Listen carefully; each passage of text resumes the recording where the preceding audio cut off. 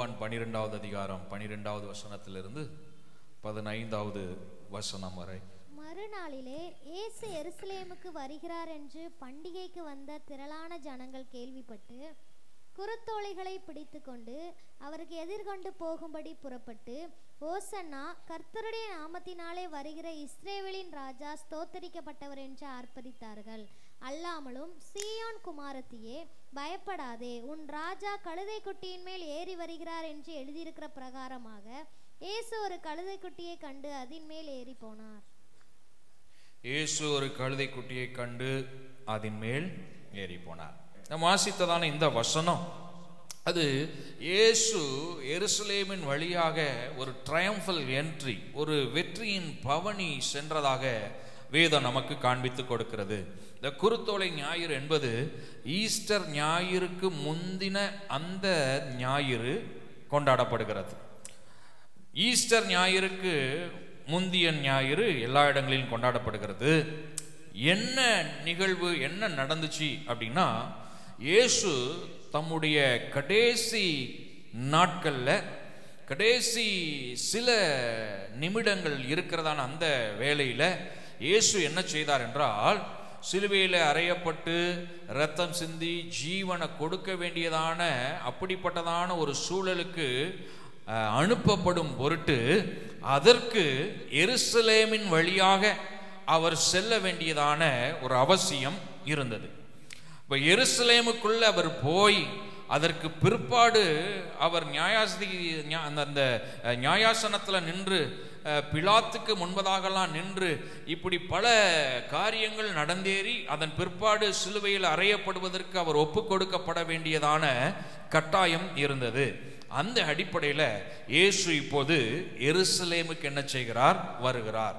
அப்படி வருகிறதான வேளையில இயேசு சொல்றாரு, ஒரு கழுத குட்டியை நீங்க என்ன செய்யுங்க, கொண்டு வாங்க. இந்த சம்பவங்கள் நீங்க மற்ற சுவிசேஷ புஸ்தகத்துல வாசிங்கன்னா, ஒவ்வொரு சுவிசேஷ புஸ்தகம் சற்று அவைகளை வித்தியாசமாக நமக்கு காண்பிக்கிறது. ஆனா பொதுவாக நாம் அறிந்து கொள்ள வேண்டியது என்னன்னா, இயேசுவே ஒரு கழுத குட்டியை கொண்டு வர சொல்றாரு. அதன் பிற்பாடு அந்த கழுத குட்டியின் மீது இயேசு ஏறி அமர்ந்து அவர் பவனியாக சென்றார்.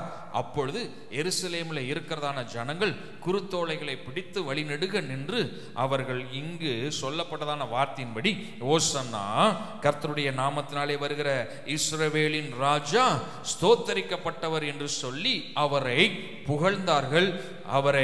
அவர்கள் ஸ்தோத்தரித்து ஆர்ப்பரித்தார்கள் என்று வேதம் நமக்கு சொல்லுகிறது. இன்னும் சிலர் தங்களுடைய வஸ்திரங்களை எல்லாம் தரையில ரோட்ல விரித்து அவருடைய வருகைக்காக அவரை வரவேற்றார்கள் என்று நம்மால் வாசித்து அறிந்து கொள்ள முடிகிறது.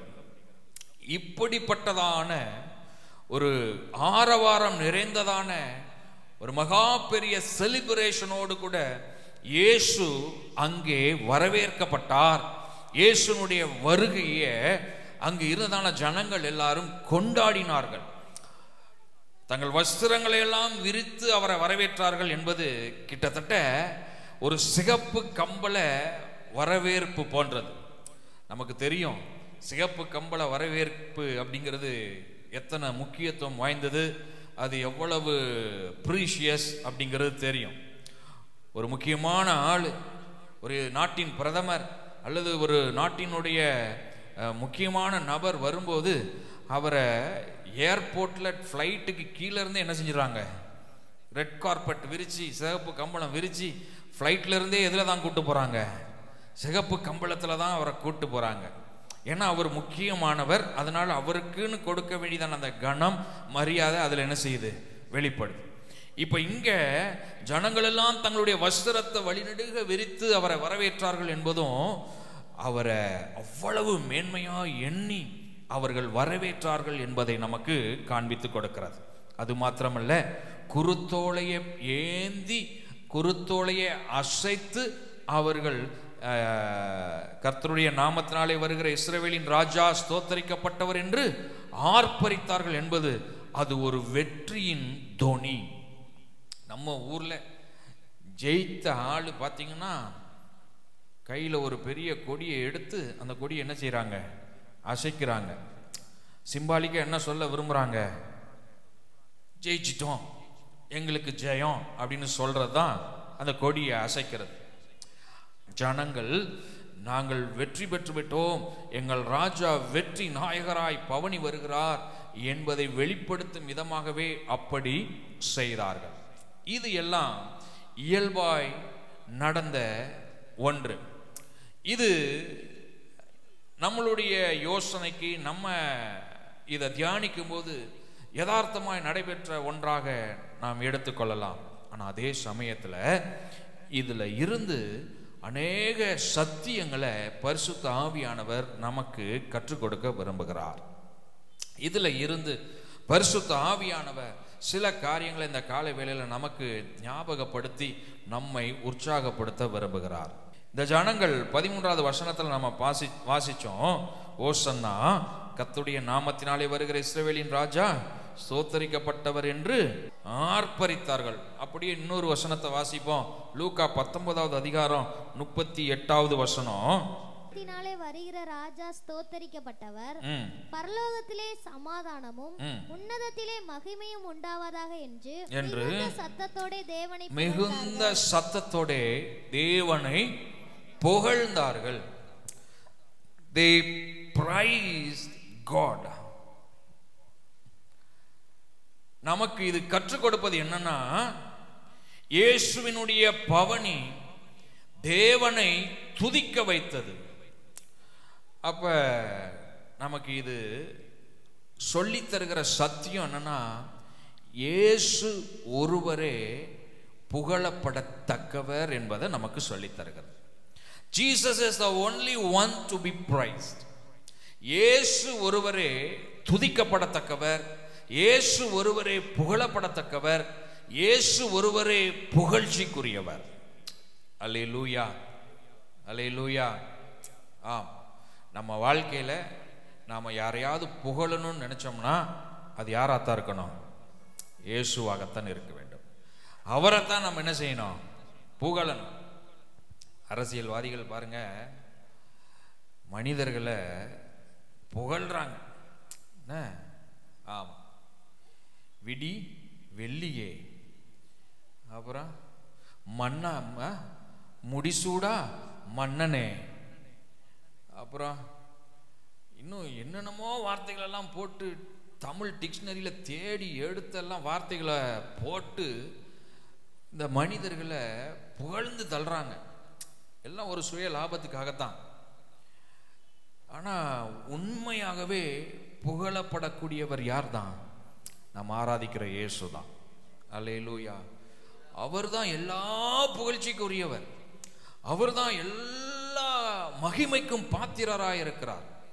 எல்லா கணத்துக்கும் அவர்தான் பாத்திரராய் இருக்கிறார். அல்லேலூயா, அல்லேலூயா. முடிசூடா மன்னன் அப்படின்னா என்னது? நம்ம ஆட்கள் சொல்றாங்கல்ல, முடிசூடா அப்படின்னா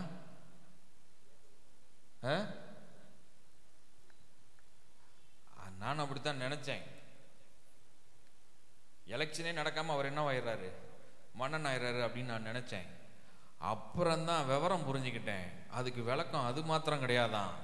அதுக்கு விளக்கம் என்னன்னா, அவர் தான் நிரந்தர மன்னன் மாதிரி. அவர் கூட காம்படிட்டிவா யாரும் என்ன செய்ய முடியாது, வர முடியாது. மன்னன் அப்படின்னா யார் மட்டும்தானா? அவர் மட்டும்தான். அப்படிங்கிறத வெளிப்படுத்தும் விதமாய் சொல்லப்படுகிற வார்த்தையாம் அது. இது அந்த காலத்துல ராஜாக்களை புகழ்றதுக்கு புலவர்கள் இந்த வார்த்தைகளை பயன்படுத்தி பாடுவாங்களாம். முடிசூடா மன்னனே அப்படின்னு. என்னன்னா, இவருக்கு காம்படிட்டிவா யாரும் கிடையாது. அண்ணன் போஸ்ட்ல இவர் என்ன செஞ்சிருவாரு? எப்போதும் ஜெயித்து இவரே ராஜாவா இருந்துகிட்டே இருப்பாரு அப்படிங்கிறதான். கொஞ்சம் மாச்சிலும் யோசிச்சு பாருங்க. இப்படி எத்தனையோ மனிதர்கள் சொல்றாங்க முடிசூடா மன்னனேன்னு. அடுத்த எலெக்ஷன் வந்தா என்ன செஞ்சிடறாங்க? டெபாசிட்டே கிடைக்க மாட்டேங்கி. நிறைய பேருக்கு டெபாசிட்டே இழந்துடுறாங்க. இன்னும் சிலரு இருக்கிற இடம் தெரியாம போயிருது. ஆளும் தெரிய மாட்டேங்கி, கட்சியும் தெரிய மாட்டேங்கி. ஆனா அவங்கள புகழும் போது எப்படி புகழ்ந்துகிட்டு இருக்கிறாங்க? முடிசூடா மன்னனேன். முடிசூடா மன்னன் இயேசு மாத்திரமே. அல்லேலூயா. அவருக்கு காம்படிட்டிவ் யாருமே கிடையாது. அவருக்கு ஈடு இணை யாருமே கிடையாது. அவரோடு ஒருத்தரையும் நாம் என்ன செய்ய முடியாது, ஒப்பிட முடியாது. அவருக்கு நிகர் ஒருவரும் இல்லை. அவர்தான் முடிசூடா மன்னன். அப்ப புகழப்பட வேண்டியவர் யார்தான்? இயேசுதான். அல்லேலூயா, அல்லேலூயா. ஆமா, மனிதர்களை புகழ்றது அது நமக்கு பாதிப்பை கொண்டு வரும். ஆமா, மனிதர்களை புகழ்ந்து புகழ்ந்து நம்மளே சில மனிதர்களை குழிக்குள்ள என்ன செஞ்சிடுறது, தள்ளிடுறது. அவரை மாதிரி உண்டா, அவரை போல உண்டா, அவர் அப்படிப்பட்டவர் இப்படிப்பட்டவர், நல்லவர் வல்லவர் போதுமானவர், இப்படி எல்லாம் சொல்லி அவரை கொண்டு போய் நம்மளே என்ன செஞ்சிடுறது. ஆமாம், இப்படி என்ன யாராவது புகழ்ந்தாங்கன்னா நான் உஷாராயிடுவேன். ஏன்னா எனக்கு தெரியும் அடுத்தது ஆள் என்ன செய்ய போகுது, தள்ளிவிட போகுது அப்படின்னு. அதனால அப்படி இப்படின்னு கொஞ்சம் புகழ்ந்தாங்க அப்படின்னா அப்படி கொஞ்சம் தெளிவாய்க்கிறது, ரைட்டு அப்படின்னு. ஏன்னா இந்த புகழ்ச்சியெல்லாம் நமக்கு வேண்டாம், மனிதர்களுக்குரியது அது அல்ல. புகழ்ச்சி எல்லாமே அது இயேசுவுக்குரியது. அவர்தான் கனத்துக்குரியவர், அவர்தான் புகழ்ச்சிக்குரியவர், அவர்தான் மகிமைக்கு பாத்திரராயிருக்கிறார். அல்லேலூயா, அல்லேலூயா. ரெண்டாவது யோவான் 12வது அதிகாரம் 13வது வசனத்துல இப்படியாக நம்ம வாசிச்சோம். ஓசன்னா கர்த்தருடைய நாமத்தினாலே வருகிற இஸ்ரவேலின் ராஜா ஸ்தோத்தரிக்கப்பட்டவர். Jesus is our king. Yesu நம்முடைய ராஜா. அல்லேலூயா. இயேசு எப்படிப்பட்டவர்? சத்தமா சொல்லுவோம். இயேசு நம்மளுடைய ராஜா. நாம இயேசுவினுடைய பிள்ளைகள். அப்ப நம்ம யாரு? ராஜா வீட்டு பிள்ளைகள். ராஜா வீட்டு பிள்ளைகள் நாம. அல்லேலூயா. கேட்கும் போது எத்தனை பேருக்கு சந்தோஷம் வருது? வருதா? ராஜா வீட்டு பிள்ளை. அல்லேலூயா. ஆமா, ஏன்னா நான் ஆராதிக்கிற என் தகப்பனாகிய இயேசு அவர் ராஜாவா இருக்கிறார். நான் அவருடைய பிள்ளை, நான் ராஜா வீட்டு பிள்ளை. அல்லேலூயா, ஆமென். அப்ப நம்ம எண்ணம்லாம் யார் மாதிரி இருக்கணும்? ராஜா வீட்டு பிள்ளையினுடைய எண்ணம் மாதிரி இருக்கணும். நம்முடைய நடை, உடை, பாவனை, சிந்தை, எண்ணம், செயல்கள் எல்லாமே எப்படி இருக்கணும்? ராஜா விட்டு பிள்ளை மாதிரி இருக்கணுங்க நம்முடைய சிந்தைகள் எல்லாம். அல்லேலூயா, அல்லேலூயா. ஆமா, இப்பயும் வந்துக்கிட்டு நான்லாம் யாரு, என்னை பத்தி என்ன தெரியும், குப்பை. நான் யாரு? குப்பை. நானு தூசு. ஆமா, இன்னும் சில ஆட்கள் அப்படி சொல்லிக்கிட்டே இருக்கு. ஒருத்தவங்க ஜெபம் பண்ணும்போது கூட நான் கவனிச்சேன், ஆண்டவரே இந்த குப்பை ஆகிய அடிமையையும் அப்படின்னு சொல்றதே. குப்பை, குப்பையாகிய அடிமை, குப்பைக்கும் அடிமையா? ஐயோ கொடுமை. யோசிச்சு பாருங்க. இந்த எண்ணம் என்ன செய்ய மாட்டேங்கி, மாற மாட்டேங்கி. என் தகப்பன் ராஜா, நான் ராஜா விட்டு பிள்ளை அப்படிங்கிற எண்ணம் நமக்குள்ள என்ன செய்யணும்? வரணும். இன்னும் நம்ம நான் குப்பை, நான் தூசு அப்படின்னு சொல்ல சொல்ல நம்முடைய எண்ணங்கள் அது மாதிரி தான் என்ன செய்யும், இருக்கும். நான் ராஜா வீட்டு பிள்ளைன்னு சொல்லி பாருங்க, நம்மளை தேவன் அப்படி வாழ வைப்பார். அல்லேலூயா. ஆமா. மூன்றாவது, இந்த நிகழ்வு, இந்த குருத்தோலை ஞாயிறை குறித்ததான இந்த நிகழ்வு நமக்கு எதை கற்றுக் கொடுக்கிறது அப்படின்னா, சகரியா 9வது அதிகாரம் 9வது வசனத்தை வாசிக்கலாம். சியோன் குமாரத்தியே மிகவும் களிகூறு, எருசலேம் குமாரத்தியே வருகிறார், நீதியுள்ளவரும் ரட்சிக்கிறவரும்.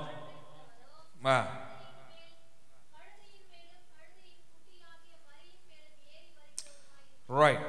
இங்க இந்த இயேசுனுடைய வெற்றி பவனியை குறித்து தீர்க்கதரிசி சொல்லி இருக்கிறாரு. சொல்லும் போது இயேசுவை யார் என்று குறிப்பிட்டு சொல்லுகிறார். அவர் யார்?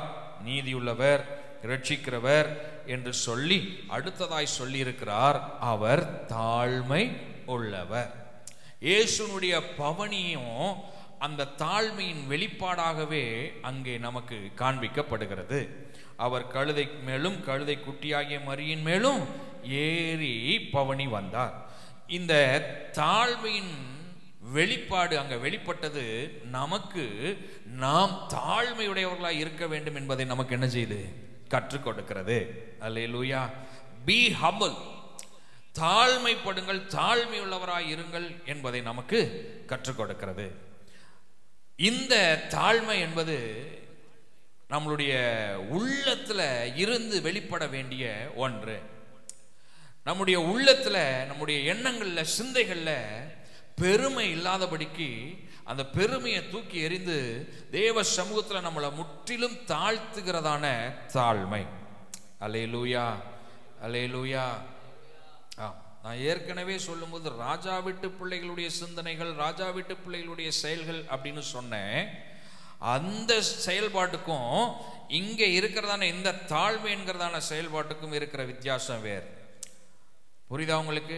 இதை ரெண்டையும் நீங்க கன்ஃபியூஸ் பண்ணிக்க வேண்டாம். இங்க சொல்லப்பட்டிருக்கிற இந்த தாழ்மை என்பது பெருமைக்கு எதிரான தாழ்மை. தேவன் நம்மிடத்துல விரும்பாத ஒரு காரியம் பெருமை. பெருமையுள்ளவனுக்கு கர்த்தர் என்ன செய்யறாரு? எதிர்த்துன்னு இருக்கிறார். ஆமா, அது என்ன பெருமை வேணாலும் இருக்கலாம். ஜாதி பெருமையா இருக்கலாம், அப்புறம் நம்ம சொத்து, பெரிய பணம் படைத்த ஆட்களாக இருக்கிற பெருமை இருக்கலாம், 2-3 இங்கிலீஷ் பீஸு பேச தெரிஞ்ச பெருமையா இருக்கலாம். நான் என்ன செஞ்சிடறேன், நல்லா படிச்சிருக்கிறேன், ஆமாம் நான் படித்த ஆள் அப்படிங்கிற பெருமையாகவும் இருக்கலாம். ஆமாம், அப்புறம் ஜீவனத்தின் பெருமை, அப்புறம் ஆவிக்குரிய பெருமை. எனக்கு நல்லா பாட்டு பாட தெரியும், நல்லா பிரசங்கம் பண்ண தெரியும், என்ன மாதிரி கைத்தட்ட தெரியாது, என்ன மாதிரி பாட, ஆவிக்குரிய பெருமை. இப்படி என்ன பெருமையாக இருந்தாலும் தூக்கி எறிஞ்சிட்டு தேவ சமூகத்தில் ஆண்டவரே எல்லாம் உங்கள் கிருபைன்னு உங்களை தாழ்த்தி பாருங்க, அவர் உயர்த்துவார். அல்லேலூயா. தாழ்மை உள்ளவனுக்கு அவர் கிருபை அளிக்கிறார், தன்னை தாழ்த்துகிறவனை அவர் உயர்த்துகிறார். அல்லேலூயா, அல்லேலூயா. இந்த காலை வேளையில பரிசுத்த ஆவியானவர் நம்மோடு கூட பேசுகிறார். நம்ம உள்ளத்துல எப்படிப்பட்ட பெருமைகள் இருந்தாலும் எல்லாவற்றையும் தூக்கி எறிந்து முற்றிலும் தேவ சமூகத்துல நம்ம தாழ்த்தி, உங்க கிருபை தான்ப்பா, உங்க கிருபை இல்லைன்னா நான் ஒண்ணுமே இல்லைன்னு சொல்லி பாருங்க, அப்ப தேவன் நம்மளை ஆசீர்வதிக்க ஆரம்பிச்சிருவார். அல்லேலூயா. ஆமா, அதை விட்டுட்டு என் பலன், எனக்கு இருக்கிற பொருள், எனக்கு இருக்கிறதான பெருமை அப்படின்னு இதுலயே நம்ம சார்ந்து அதுலயே ஓடிக்கிட்டே இருப்போமானால் அங்க தாழ்மையின் மூலமாய் உண்டாகிற கிருபையை நம்ம என்ன செஞ்சிருவோம்? இழந்துருவோம். அப்ப தாழ்மைப்பட தாழ்மைப்பட தாழ்மைப்பட தேவன் கிருபையினால் கிருபையினால் கிருபையினால் நம்மளை நிறைத்து கொண்டே இருக்கிறார். அல்லேலூயா, அல்லேலூயா. கடைசியா ஒரு காரியத்தை சொல்லி ஜெபத்தில் நடத்த விரும்புகிறேன். மத்தேயு 21வது அதிகாரம் 5வது வசனம். தீர்க்கதரிசினால் உரைக்கப்பட்டது நிறைவேறும்படி, தீர்க்கதரிசினால் உரைக்கப்பட்டது நிறைவேறும்படி இதெல்லாம் நடந்தது. இந்த நிகழ்வு இது தீர்க்க தரிசனத்தின் நிறைவேறுதல். இயேசு எருசலேமின் வழியாய் பவனி செல்ல வேண்டும் என்று இருந்ததான இந்த நிகழ்வு அது தீர்க்கதரிசினால் ஏற்கனவே உரைக்கப்பட்டது. அது இப்பொழுது என்ன செய்து நிறைவேறுது. இதுல இருந்து கர்த்தர் நமக்கு கற்றுக் கொடுக்கிற சத்தியம், all his promises, all his prophecies will be fulfilled. தேவன் நமக்கு பண்ணியிருக்கிற வாக்கு தத்தங்கள், தேவன் நமக்கு கொடுத்திருக்கிற தீர்க்க தரிசனங்கள், அவைகள் எல்லாம் நிறைவேறும், எல்லாம் நிறைவேறும். ஆண்டவர் உங்க கூட பேசியிருக்கிறாரா? நிச்சயமா அது நிறைவேறும். விசுவாசிக்கிறீங்களா? ஆண்டவர் உங்களுக்கு வாக்கு பண்ணியிருக்கிறாரா? நிச்சயமா நிறைவேறும். கர்த்தர் உங்களுக்கு தீர்க்க தரிசனமா வார்த்தைகளை கொடுத்திருக்கிறாரா? நிச்சயம் அது நிறைவேறும். அல்லேலூயா, அல்லேலூயா. அநேக நேரங்களில் ஆண்டவர் வாக்கு பண்ணியிருப்பார், ஆனால் வாக்கு தத்தத்துக்கு ஏதுவான சூழல் மாதிரி எதுவும் தெரியாமல் இருக்கலாம். இருளாக தெரியும், கார் இருளாக தெரியும், பார்க்குற பாதை வாக்கு தத்தத்துக்கு ஏதுவான பாதை மாதிரி தெரியாது. வாக்கு தத்தத்தை சுதந்திரிக்க முடியுமாங்கிற கேள்வி உண்டாகலாம். ஆனால் வாக்கு பண்ணியிருக்கிற தேவன் உண்மையுள்ளவர். அவர் உங்களுக்கு சிறப்பானதை தருறதுக்கு தான் இன்னும் காலம் தாழ்த்திக்கிட்டு இருக்கிறாரு. He will give you the best. சிறப்பானதை கொடுத்து உங்களை ரொம்ப சிறப்பாக ஆசீர்வதிக்கத்தான் காலம் தள்ளுறாரே தவிர மற்றபடி அவர் பொய் சொல்ல மனுபுத்திரன் அல்ல. அவர் உண்மையுள்ளவர், அவர் வாக்கு மாறாதவர். அல்லேலூயா. இயேசுவினுடைய வாழ்க்கையில் வாக்கு தத்தங்கள் நிறைவேறியது. இன்னைக்கு உங்கள் வாழ்க்கையில், என் வாழ்க்கையில் அவருடைய வார்த்தைகள் எப்படியும் நிறைவேறும். வாக்கு பண்ணினவர் உண்மையுள்ளவராயிருக்கிறார், எப்படியும் நிறைவேற்றுவார்.